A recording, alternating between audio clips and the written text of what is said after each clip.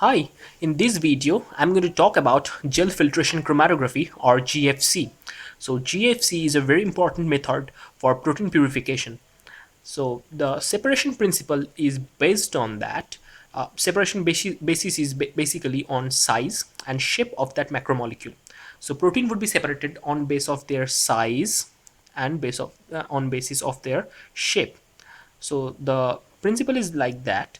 Protein having larger size would not enter the particular pores of gel bead used in this chromatography, and protein with smaller size would enter the gel beads and would be retarded. So protein with higher molecular weight or protein with greater size would eluted first. So it's a column chromatography. So let's see step by step how this gel filtration chromatography works. So it's a column chromatography. As you can see, there is a particular column, and in this column there are a lot of circular beads, porous beads, and these porous beads have definite function in this particular gel filtration chromatography. And if we zoom inside these porous beads, we would find that the small molecules here depicted in blue can easily get inside the pores of this bead, and if they get inside the pore of that bead, they would be retarded. In contrast, the big red molecules or red proteins, whatever you might think, these red proteins would not enter the bead because they are too large to get into the bead. So they would, from the side space, they would get eluted and they would be eluted first. So there is a exclusion limit. The smallest size by which the protein or the macromolecule can enter the bead is called the exclusion limit of that particular gel bead. And we would see these exclusion limit in a moment. And back to our main diagram. So first step would be equilibration. Equilibration means we would apply the buffer and we would allow the buffer to run through this gel to this from this column. And after that, second step would be sample application.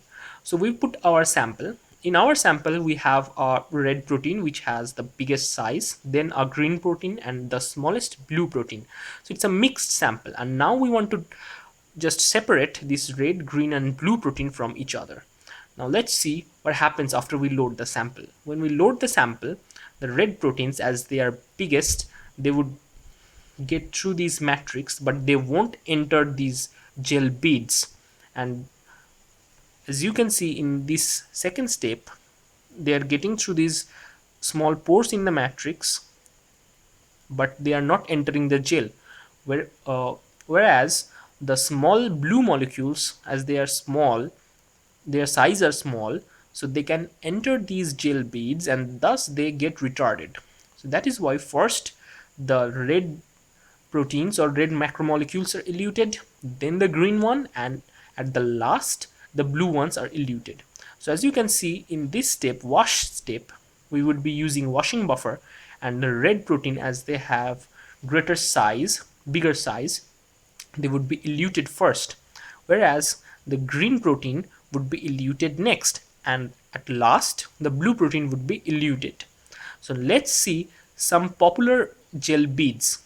So we have biogel P, that is actually polyacrylamide based gel, and its exclusion limit is 0.22 400 kilodalton.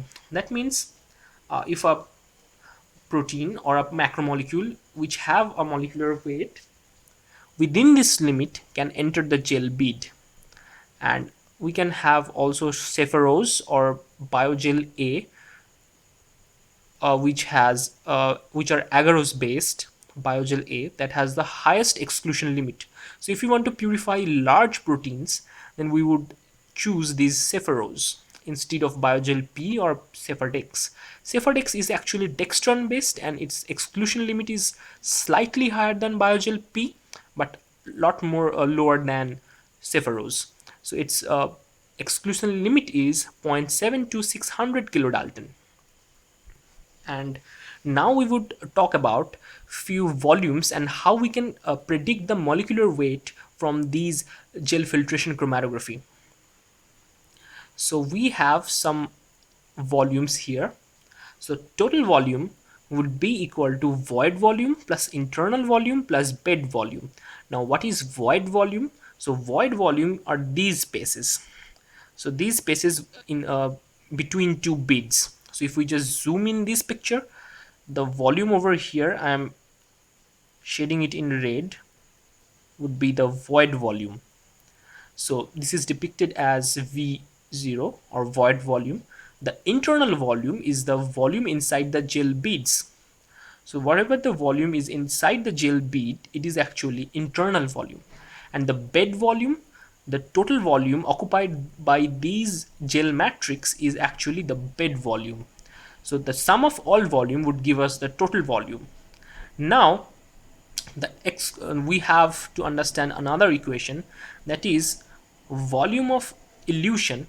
That means the amount of buffer we are giving to elute our particular protein is actually equal to void volume plus sigma times internal volume, where the sigma is actually partition coefficient of the particular solute, and here in this case the solute would be protein.